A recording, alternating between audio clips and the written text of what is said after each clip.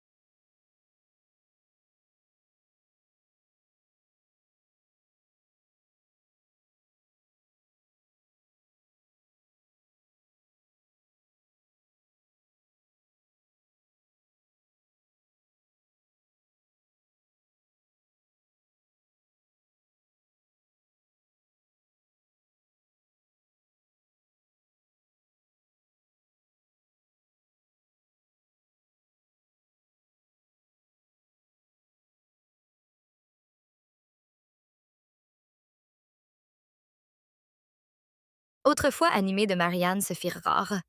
Sa voix au téléphone semblait plus faible. Lena posa des questions, d'abord petites, puis plus précises.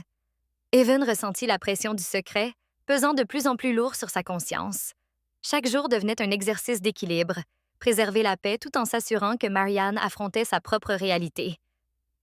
Il savait que le silence avait des limites et qu'éventuellement, quelque chose céderait. Un soir, alors qu'Evan rentrait chez lui après une autre rencontre discrète avec Marianne, il trouva Lena qui l'attendait dans le salon.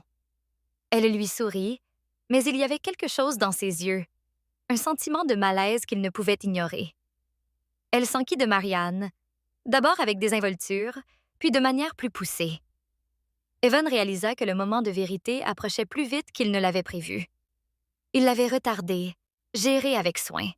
Mais même une gestion prudente avait ses limites. Marianne elle-même semblait différente lorsqu'elle l'appela plus tard dans la nuit. Sa voix était plus grave que d'habitude, teintée d'anxiété. « Je ne peux pas continuer ainsi, Evan. Je dois y faire face. Je ne peux plus me cacher de mes choix. » Evan comprit le poids de ces mots.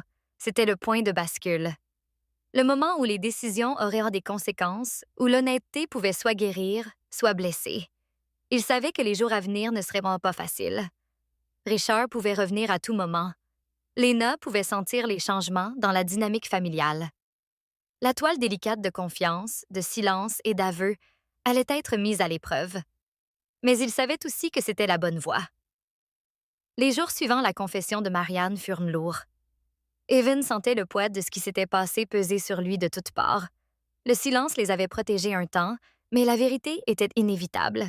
Et le monde extérieur à leur bulle soigneusement construite n'attendrait pas. Richard revint de son voyage d'affaires plus tôt que prévu, et avec lui vint une tension qu'Evan redoutait. La maison semblait plus petite, l'air plus épais, chargé de paroles non dites et d'émotions réprimées. Evan observa Marianne à distance, notant les changements subtils. La façon dont elle évitait le regard de Richard, le tremblement de ses mains lorsqu'elle versait le café, le silence qui avait remplacé son bavardage habituel. La maison semblait fragile, et il craignait qu'un mot de trop ne brise tout. Marianne avait promis à Evan que l'aventure était terminée, qu'elle affronterait les conséquences de ses actes. Mais le chemin vers l'honnêteté n'était pas facile. Elle était emplie de culpabilité, de regrets et de peur. Chaque rencontre avec Richard lui rappelait ses erreurs. Chaque regard de Lena lui rappelait que les secrets, aussi bien gardés soient-ils, laissant toujours des traces. Evan comprenait. Il avait vu la peur dans ses yeux, la tristesse dans sa voix, et il savait que le lien silencieux qu'ils avaient en développé serait testé. Il savait aussi qu'il était temps pour l'étape suivante. Un après-midi, Evan retrouva Marianne au café. Ses yeux étaient rouges de nuit sans sommeil, mais il y avait en eux une détermination qu'il n'avait jamais vue auparavant. Elle parla doucement, presque en murmurant. « Je ne peux plus vivre comme ça. Evan, je dois tout dire à Richard. Je dois affronter ce que j'ai fait. » Evan hocha la tête, une boule dans la gorge. Il s'était attendu à ce moment, mais l'anticipation ne le rendait pas plus facile. La vérité devait être dite, mais les conséquences étaient inconnues. Lorsque Marianne affronta Richard, la conversation fut tendue, brute et douloureuse. Elle avoua tout. L'aventure, les mensonges, les longs mois de dissimulation. La réaction de Richard fut un mélange de choc, de blessure et de colère. Un mélange qui laissa la pièce lourde d'émotions. Il ne parla pas d'abord, les yeux fixant le sol, essayant de traiter la trahison. Les paroles de Marianne tremblaient, mais elle ne faiblit pas.